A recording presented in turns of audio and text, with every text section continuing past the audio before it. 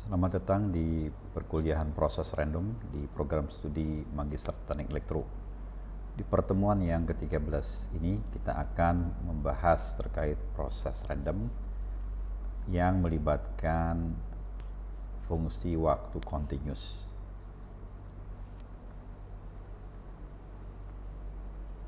Kita telah membahas di pertemuan yang lalu proses Bernoulli yang merupakan versi proses random discrete.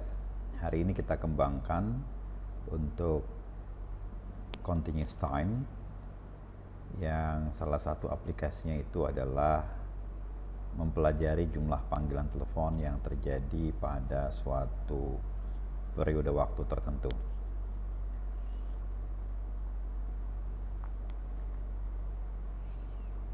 Nah, ini adalah gambaran yang kita kaitkan ya dengan apa yang telah kita bahas di pertemuan yang lalu.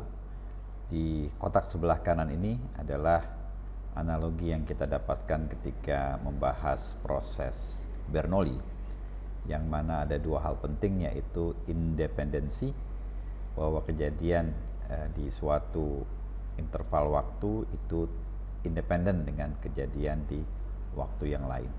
Yang kedua adalah homogenitas terhadap waktu, the time homogeneity, yang mana probabilitas dari kejadian itu bersifat konstan di setiap slot waktu.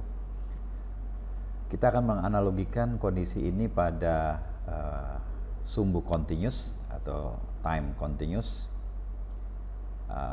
yang mana di setiap kejadian atau kedatangan itu bisa terjadi pada suatu interval waktu tertentu. Ya, jadi di sini karena fungsinya continuous, maka kita akan mengamati interval waktu. Ya, jadi kejadian atau jumlah kedatangan di interval waktu yang disjoint seperti yang digambarkan ini, baik interval waktu yang sangat lebar ataupun sangat sempit, maka kejadian-kejadian ini saling independen. Nah, kita akan menggunakan notasi seperti ini. Peluang terjadi kedatangan sebanyak K pada interval waktu atau durasi tau, yang mana kalau kita jumlahkan seluruhnya, maka pasti ini sama dengan 1. Nah, sekarang kita akan amati probabilitas pada interval yang sangat kecil. Jadi sebuah slot time yang sangat kecil, kita gunakan delta.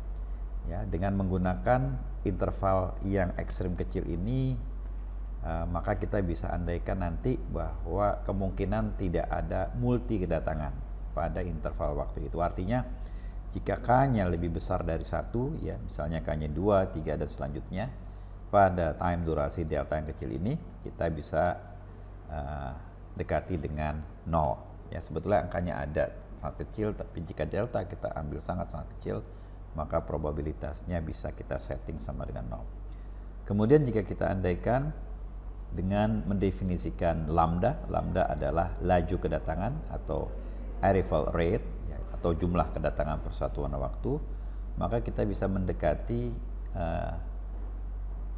untuk K sama dengan 1, bahwa di sana ada 1 kedatangan, itu dengan lambda dikalikan delta. Ya. Jadi ini dua yang kita setting sebagai dasar, sehingga jika kita ingin menghitung probabilitas dari tidak ada kedatangan, maka tinggal kita ambil nilai 1 yang ada di sini itu, sehingga kita dapati 1 dikurang lambda dikalikan delta.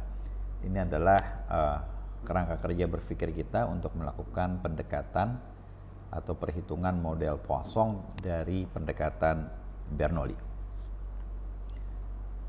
Proses Poisson ini adalah suatu kejadian, misalnya kedatangan atau munculnya dari sesuatu hal, ya, yang mana terjadinya itu sangat jarang, ya, dan muncul secara tidak terkoordinasi pada suatu waktu tertentu.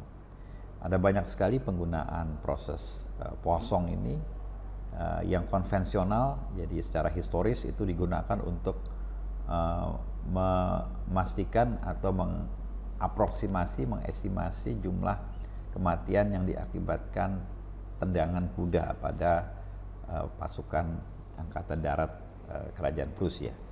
Dan juga bisa digunakan pada berbagai macam aplikasi lainnya seperti emisi partikel dan decay dari material radioaktif, atau juga kedatangan foton dari sebuah sumber yang lemah, financial market shock, kemudian juga placement of phone calls, service request, dan lain sebagainya.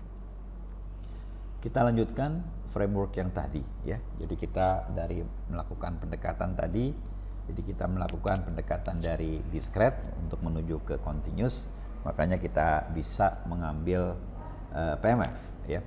Nah, jadi ini tau adalah interval waktu sepanjang tau.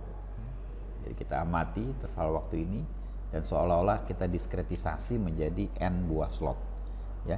Jadi dengan demikian kita bisa mengamati slot yang sangat kecil yaitu delta, sehingga kalau kita amati intervalnya ini selebar tau, maka kita akan mendapati slot sebanyak tau dibagi dengan delta ya. Nah, karena lebar slot yang sangat kecil ini, maka kita bisa melakukan aproksimasi bahwa untuk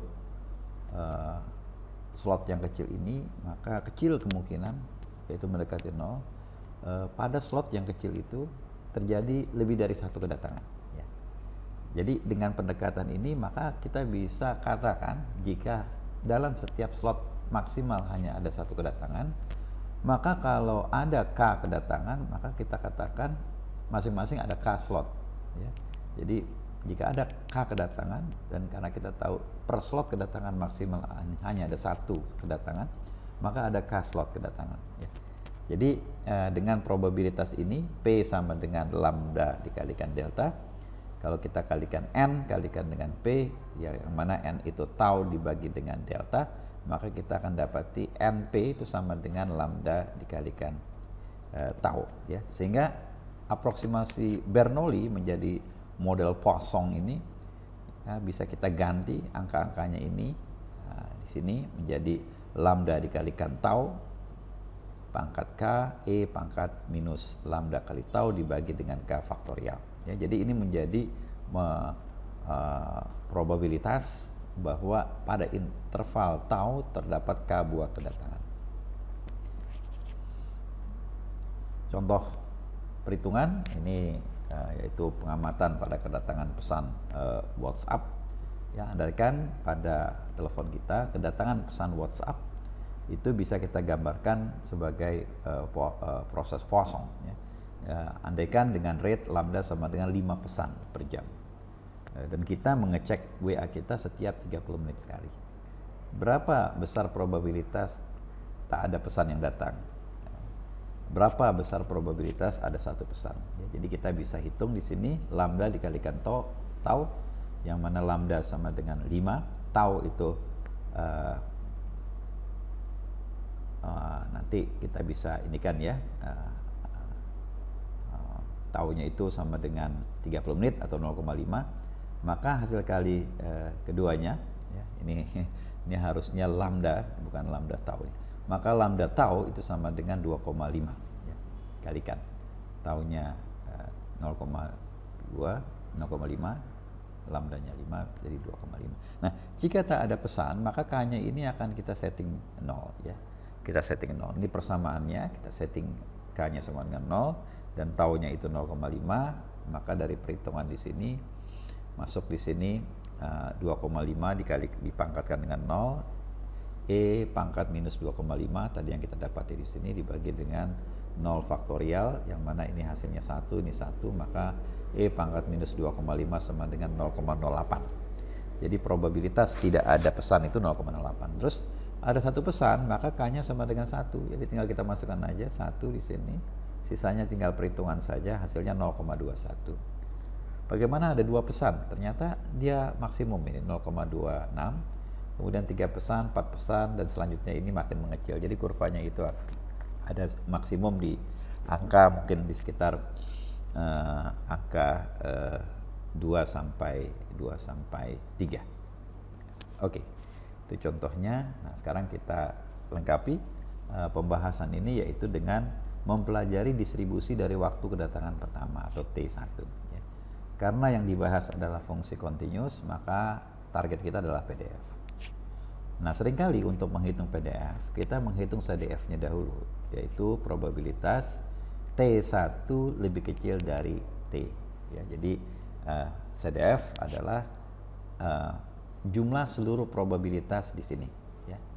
Nah, jadi kita juga bisa menghitung jumlah probabilitas dari T ke kanan atau T1 lebih besar dari T. Artinya apa? Probabilitas bahwa tak ada yang datang panggilan itu atau kedatangan itu sampai dengan T. Jadi kedatangannya ada di sini ya.